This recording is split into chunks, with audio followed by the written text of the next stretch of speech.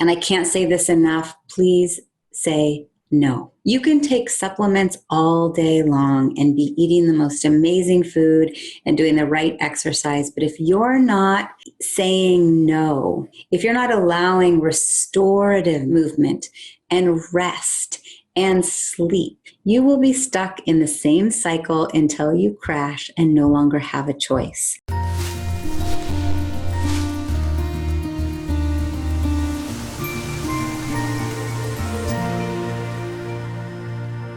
So doing the work around mindset, acknowledging the stories that no longer serve you and the stories that are actually causing stress and anxiety and angst in your body. We are changing those stories. We are changing those beliefs. Remember, at the tabletop, substantiate the new beliefs with extra legs and allow those beliefs that serve us better be our new normal so that the stress response shifts based on the way we are thinking and getting rid of the stinking thinking. I want to put in a reminder regarding liver and detoxification. Sweating is a really phenomenal way to do a liver detox. If you do not have access to a sauna and you're curious about one, I have a great link if you'd like more information there.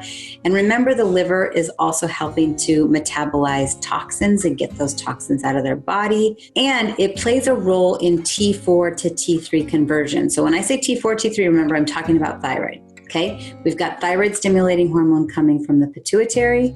The thyroid itself is excreting T4, and then T4 is converted to T3 as the active form in the body. So when the liver is not able to do the job it's meant to do, that conversion to T4 from T4 to T3 is slowing, which means your liver's not working because it's not actually getting the active T3 into the body. And it also affects the body's ability to excrete estrogen.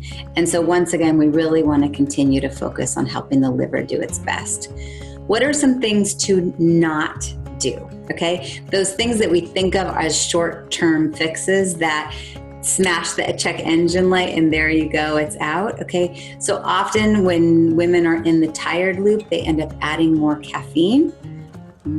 Not a solution, right? If you're needing time to wind down in the evening and just adding that extra glass of wine, not a solution. More intermittent fasting, in my opinion, not a solution.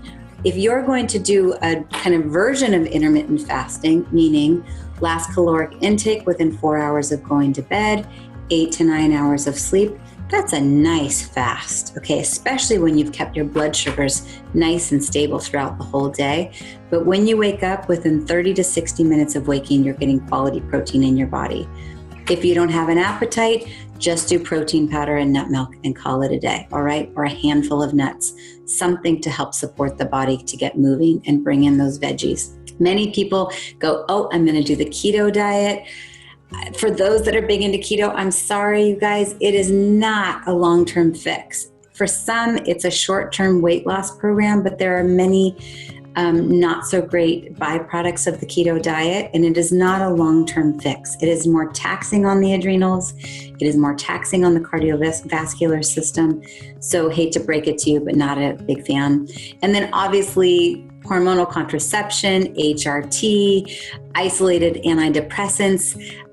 I think that there are much better options if you're looking for contraception. The fertility awareness method works great, particularly now that you're tracking your menstrual cycle.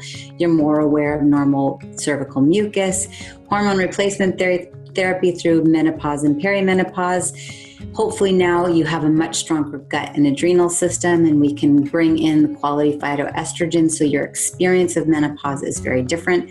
Not to mention the adaptogens and all of the libido support. And when we do your one-on-one session, if you still have more questions around vaginal dryness or any specific questions around, well, can I come up with other alternatives to contraception or hormone replacement therapy, then let's have a conversation there, okay? And then also, I've said this before, but I'm not a big fan of multivitamins. To throw in a ton of isolated fragmented vitamins, not the solution, my friends. We can get our nutrients through our food, and then we can just hand pick a few of those extra vitamins that maybe we're not getting through Juice Plus supplementation or some type of plant powder supplementation and eating really well.